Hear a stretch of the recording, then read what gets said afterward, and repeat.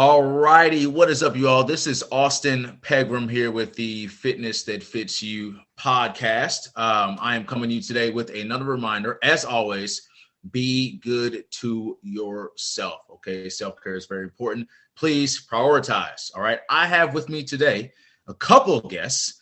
This is new. It's a first time thing. All right. A couple of guests here on the show. Both of these individuals are going to be accompanying us in the Louisville Women's Wellness Retreat on the 24th and the 25th of April. Okay. Miss Jessica Hetzer and Candace Morton, please, one at a time. I know there's two of you. I've never done this, but introduce yourselves. Let everybody know who you are. Very excited. After Candace, you, Candace. Yeah, there we go. All right. Hi. This is a first timer for me. In the future, I'll be calling on you one by one. Go ahead, Candace. I apologize. All right. Well, my name is Candace Morton, and I'm a physical therapist for Pro Rehab at our Chenoweth Clinic.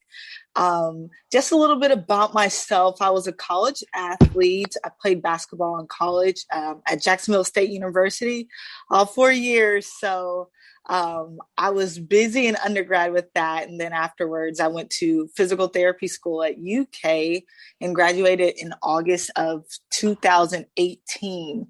For me now, currently, I am just recently starting a 1-year manual certification through our company's partner company, Evidence in Motion. So I really want to continue to grow and kind of hands-on skills to better treat my patients with the plan to take an orthopedic clinical specialist board certification exam next year. But we're taking one step at a time with that. I would say for me currently, within the realm of physical therapy, what I'm kind of growing to become more passionate about is diversity and equity and inclusivity and what that looks like for our profession of physical therapy. So I'm still early on in the stages of that and just doing my due diligence in education. So that's a little bit about me. I love it. Thumbs up all around. If I had 3, I'd give you 3 thumbs. I'll give you an extra one. Thank you so much. Tell us a little bit about you, Jessica. My name is Jessica Hetzer. I was born and raised in Louisville. I wasn't sure for the longest time what I wanted to do, but I was always really interested in sports and athletics. But I wound up going to undergrad for many more years than I anticipated because I didn't know where I wanted to go. But thankfully, I figured it out. I found my passion. I was lucky enough to make it to this point. Now I am a staff physical therapist at our Pro Rehab Highlands Clinic and hoping to make my way to be a clinic director. I recently sat for the OCS, the orthopedic specialty exam. Thank you, Candace. Just a forewarning, Candace, you will not find out your result for 4 months, and it's eating me alive. But thankfully, that's just, it's another stepping stone. It doesn't make or break your career. It helps you to grow. Like you said, do your due diligence to expand your education. So that's really why I wanted to do that. And you mentioned like this the diversity and inclusivity in physical therapy. One of the really cool things about physical therapy, or interesting anyway, is that it was started in the US anyway by women. So in around World War I, we had lots of soldiers who were severely injured. And due to the advances in medicine, they were surviving these horrific injuries and they would come back home, and we had some women band together and rehab the soldiers. And so they started this society where they called themselves Reconstruction Aids. So all of that, continued to grow. The demand continued to grow. It started to become more inclusive. And even at this time, there are more women in the field of physical therapy, yet more men in leadership roles. So I think I can speak for both of us, that working for a company like Pro Rehab, there's that room for growth there's that room for us both to step into leadership roles. And that's what I really like about this company. I love it. So, and you know what? Well, wait a minute.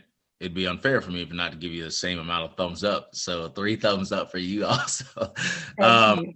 This is why, this is why I was really excited. Candace, I obviously hadn't formally met you yet, but I was really excited after speaking with some of the powers that be there with Pro Rehab to learn that it was going to be you two that, we're kind of going to be working on the women's wellness retreat with us and talking with me on the podcast, because obviously we are trying to, engage the women in our community and get women to come to this event, for various reasons. But so hearing the two of you and kind of expressing your accolades and your goals and aspirations, pretty freaking cool. So thank you all very much for being here.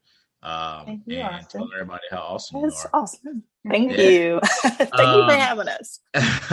So I and it's funny you all mentioned that, and obviously both of you can weigh in on this, but that was one of the questions I wanted to ask you today, was, whether or not PT was a like male dominant profession. And I was going to ask that just because, in the time that I spent in that environment pretty regularly, like I always saw, whether it was at, Highlands or another clinic, there was always a male that was the director, the leader, if you will.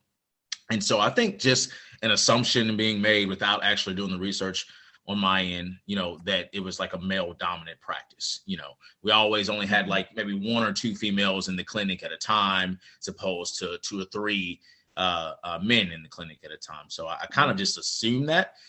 So what's that like? I had no idea it was initiated by women. I had no idea that was the case. And I'm sure a lot of people didn't. So what's that like being in this world as in a female dominant, profession that is dominated, or rather run by men, in director positions, knowing that you all have all the goods and the intellect, et cetera, et cetera. Obviously they're pretty smart too, but I'm just bragging on y'all. Well, thank you. I think it really depends on the setting you're in. So you work more so in an acute care hospital, inpatient, long-term care facilities. That's probably where you're going to find more of the women. But in an outpatient orthopedic setting, those are more derived from your private practices. So that takes someone taking the initiative, starting the business, and for whatever reason, that's going to be more your men. And I think that's why in the outpatient setting, Austin, you saw more men in those leadership roles. Okay. As far as the practice side of things, it's really interesting because I would always talk to, Daryl's the clinic director at the Highlands Clinic, and I'm like, we need another female, because there are a lot of people with different cultural backgrounds who don't want to be seen by men, and that can be tough on the men because they want to be able to help everybody that they can, but we also have to be able to be open-minded and respect people's cultural differences and be able to give them the treatment that they need. So getting more women in the outpatient setting can help us really reach all of those people. I love it. Yes. Even the second off of what Jessica said, it's very true. Being an outpatient ortho, that is kind of your more male dominant driven place for physical therapists. I think a lot of that comes at, just as Jessica was saying about the entrepreneurship side of it, being in an outpatient ortho setting. And honestly, I kind of like to think of outpatient ortho, it's kind of a grind too. It is a grind when we have to see our caseloads are a little bit heavier. And depending on the stage in life that you are as a woman, it may be a little bit more conducive to work in maybe a skilled nursing facility where you probably won't have to take as much work home, or you may be able to see one patient at a time, and it may not be as mentally and physically taxing, depending. But it would be great if we can start finding ways to really bridge the gap for women to still be successful in outpatient ortho settings, with or without a family. And I think there are ways, like we're growing in that area as a profession, but still room for improvement.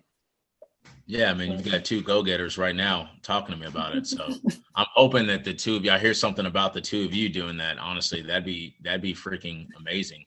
And that kind of leads me to my, yeah, okay. That kind of leads me to my, my next question. You know, I really just wanted to talk about, you know, mainly why the presence of PT is so important in the community. You know, we do have a ton of outpatient clinics. It's my knowledge, in every plaza that I go to, there's probably some sort of outpatient PT clinic there. And so, like, I just wonder, you know, I think there's this background, or rather this this connotation on it all. People think that you have to like be injured, you know, and it's more of a rehabilitation thing. And I've had people on the show before, and they expressed the importance of, you know, you all not just being physical therapists, but also being movement specialists, you know, lovers of movement, if you will. And so, you know, a lot of your education is going to be geared toward getting people to move well and moving, period. You know what I mean? So, you know, I think, you know, that's why I wanted you all to come to the event, because I know that people think that it's just about rehabilitation. Before I came and worked there, I thought it was just about, you know, injury. You had to be hurt, you know, to go to PT. Otherwise, there is no need for it.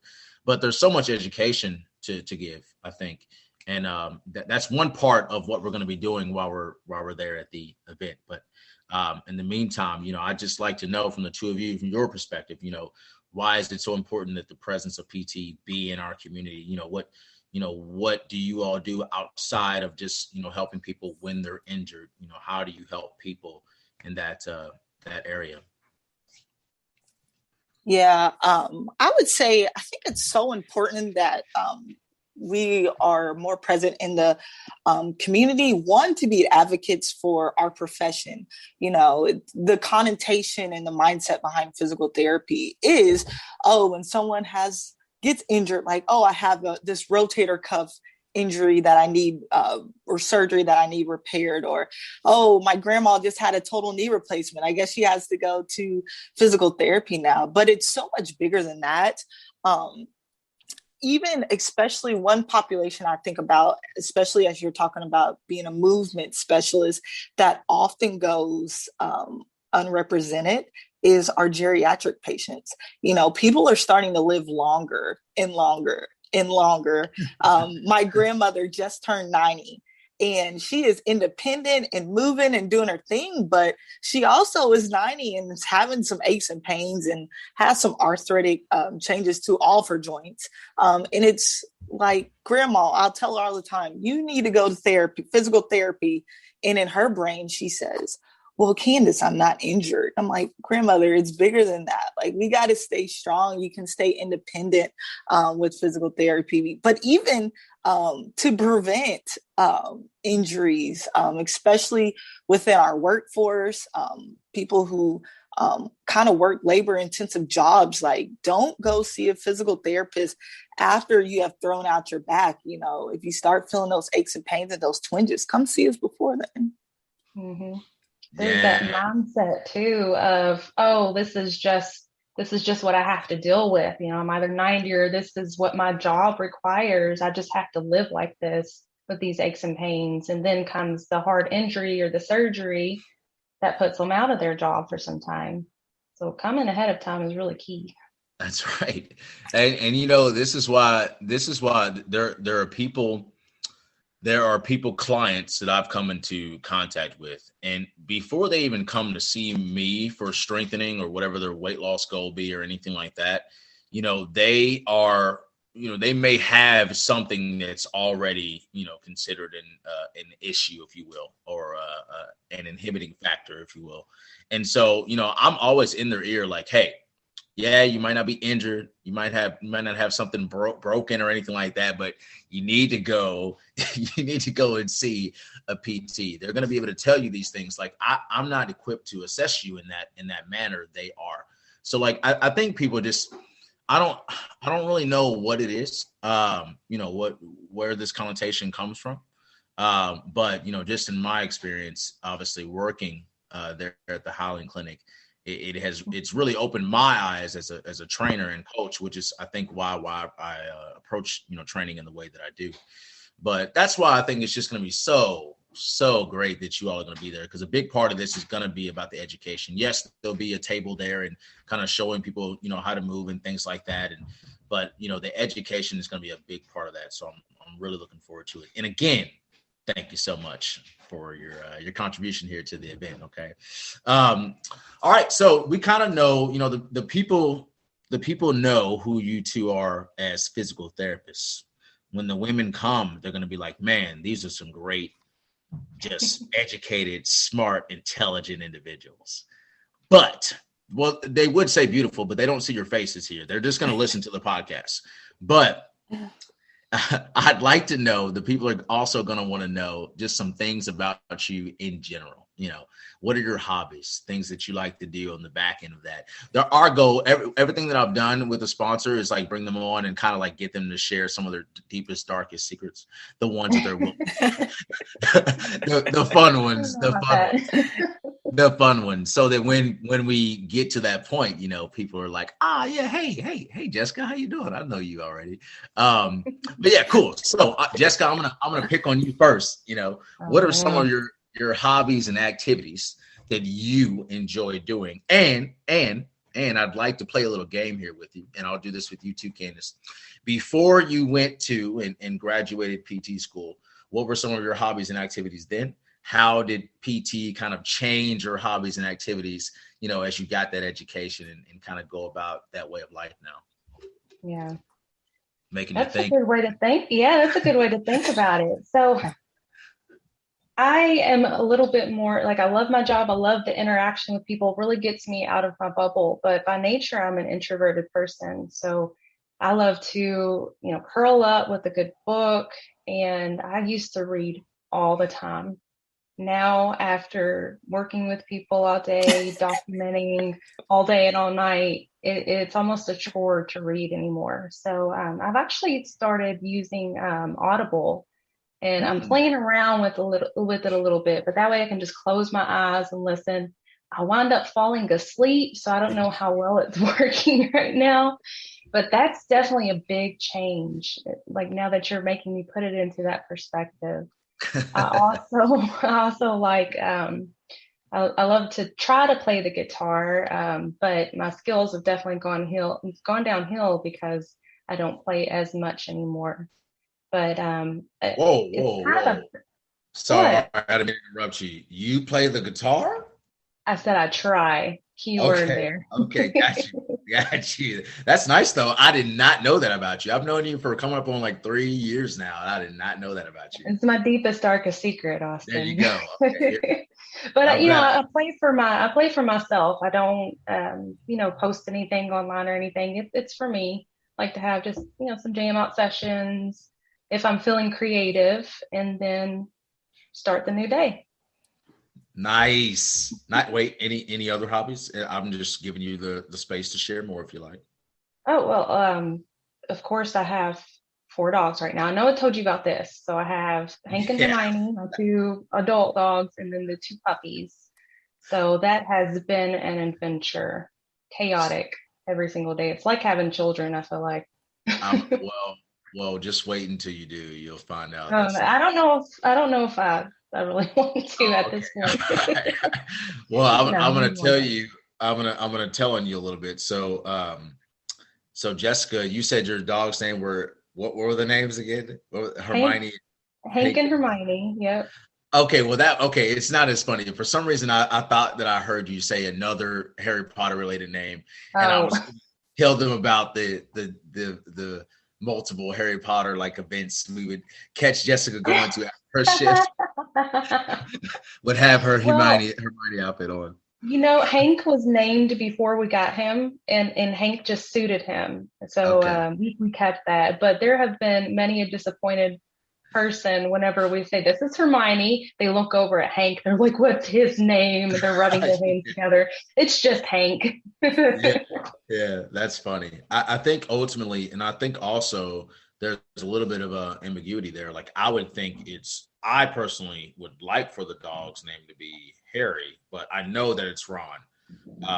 I'm speaking now about the actual relationship. People. Anyway, okay, that was corny. We're moving on here. They're best friends too. It's okay. Candace, so hobbies, activities before your PT education and way of life, and now that you are deep into the PT world. So before PT school and PT life, all my time was to basketball, where I played in college. So it was that was where all my time outside of basketball. When I had a little bit of free time, I would try to take a nap at that point in time. So it was like basketball, school, sleep, in whatever way. But honestly, now post PT school and in the PT life, I would say, if I don't say this hobby, my coworkers are going to, like, if they hear this, they're going to get on me. I like to shop. Outside of a pandemic, I love to travel and see all my friends from college in different places. I recently, in the pandemic, I had bought a condo. So a lot of my time is spent doing renovations, painting, that kind of thing, the whole interior design thing. I love that. And I'm like Jessica, like I do enjoy trying to read books. It's just hard. Like, oh my gosh, I try so hard, and it's just something I have to make and schedule time for. I would say I'm not musically inclined. I like music. I'm not going to play any instruments, but I do enjoy sand volleyball. So I'm ready to get that back popping once it's safe, Okay. Well, I'm going to need your help with some, if you want to help me redesign my house. I cannot pick paint colors for anything. There's a million shades of gray. Repost gray or agreeable gray. Look, I'm writing that down. Repost, REPOSE gray or agreeable gray. And then, I want it to be different. So this is why I have like this black wall back here in my guest bedroom, because it's something different. And I was just like, pink is my color. So pink is in my room, but I wanted to make this room a little bit more masculine. So girl, I got you. Thank you. I wrote those down too. I'm going to look them up. So Candace, I want to dive in a little bit on your basketball career. So remind me one more time. So what school were you going to when you were playing ball? So Jacksonville State University. It is in Jacksonville, Alabama. And we were in the OVC, the Ohio Valley Conference. So we played like EKU, Moorhead, Belmont, some Illinois schools. So yeah. Okay. So you were okay. Two questions. How was Alabama? I gotta say I'm very fearful of traveling to Alabama. That might be another conversation. we can head back to the basketball here. So okay, I asked that just because I asked you about the basketball rather just because I played soccer in college as well. But we were D3, Center's a D3 school. So I was just wondering if we ever crossed paths and didn't know it. But sounds like you all would have been, well, no, EKU is like technically they're D1, right? Yeah, we're D1. Okay. Yeah. Okay, cool. See, all right. Well, I don't have anything on you then. Never mind. I'll take back. So you played at Center? Yeah, I played soccer at Center. But I played a little ball in my day too, though. So, we'll have to get out there sometime and hoop a little bit. When the weather gets nice again. and if somebody gets hurt, hopefully both of you will be there. It'll probably be me that gets hurt. More than likely I'll get real competitive and egotistical because I'll probably flip in and try to do some crazy stuff, and I'll need the two of you to nurse me back to health. So thanks in advance. Well, very cool. I'm glad that you all shared. That was really great. I think everybody's got a little bit more about you now. Jessica, don't be surprised if people don't ask you about all your pups. And Candace, don't be surprised if people are trying to play ball with you, okay? So I really just kind of wanted to, kind of end off here now on a closing statement. Again, I'm very excited about the two of you being there at the retreat. I'm hoping that the two of you will also partake in some of the activities, given, assuming you have time. You've already talked about your day and night work that you have to do. What do we call it? Charting? There was a word you used for it. Documenting. Yeah. I haven't been there in a while. So, some of the words, even some of the movements, I was talking about this the other day, have escaped me a bit. But yeah, so hopefully you all can come and or stay for a little bit longer and kind of enjoy some of the activities. We're going to have some pretty cool discussion points and things like that. So we'll obviously talk about that a little bit more, but wanted to go ahead and open the floor for you all to just kind of leave the people listening with some sort of advice from doctors of physical therapy here, movement specialists, and just kind of leave the people with some advice on how they can go about preventing injury and staying healthy, et cetera, et cetera. And then I'll have you all just kind of let people know where they can find you also.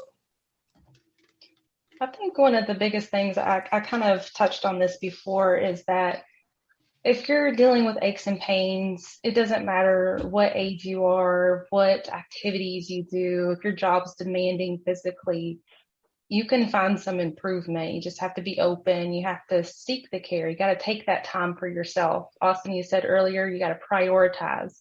Make yourself number one, or at least close to. Even, if you've got a family, you got to be able to take care of them. So that means taking care of yourself. So don't be afraid to try to get to a clinic somewhere, wherever is more convenient for you. Get a screening done. We take free screenings all the time. We can make that work for you. So just listen to your body. Know that if you're dealing with any aches and pains, that doesn't have to be your daily routine. I love it. And Jessica, since you went first, tell us, where can they find you personally?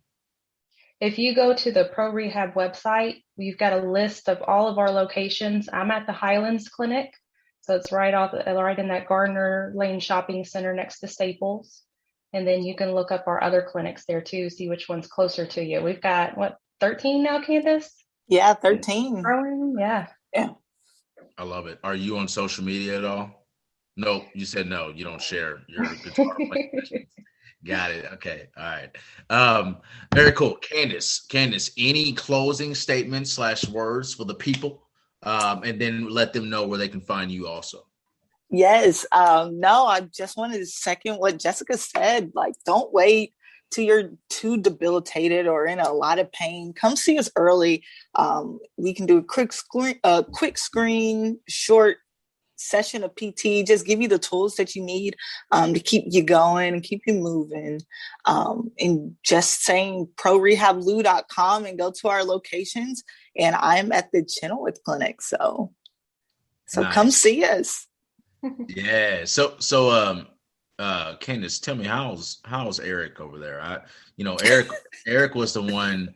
Eric, actually, I met with him. I don't remember exactly. Oh, no. So I walked in, Jessica, this is a funny story for you, both of y'all kind of, but Jessica, I walked into the Highlands Clinic and Elizabeth was still working there. And I was just like, hey, I would really like a job. At this point, I didn't have a bunch of hair or anything like that. Like, I just walked in there. It was real clean cut and short and all that.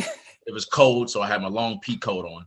And so I think I made like a very good initial impression, but I walked in and was just like, I would really love a job. At the time, I thought that you had to have a degree relevant to physical therapy just to like work in the clinic, period. I never experienced an outpatient clinic. And when I dropped that off, they called me the next day, actually. I believe it was one of the human resource managers, and got me in touch with Eric, Candace. And when I met with Eric, we kind of had a talk. We spoke about everything. I kind of told him where I was in the way of my personal training, my experience with, working with people and such. And he was like, all right, I think we'd love to, he kind of did his Eric thing, they hit me up. They called me. I want to say about a week later. It could have been sooner or later. It was a long time ago, but and mentioned to me the idea of floating. And so I was going to be floating at the Highlands Clinic. Jessica, we're back to you. And when I got to the Highlands Clinic, I was working up front for 2 days.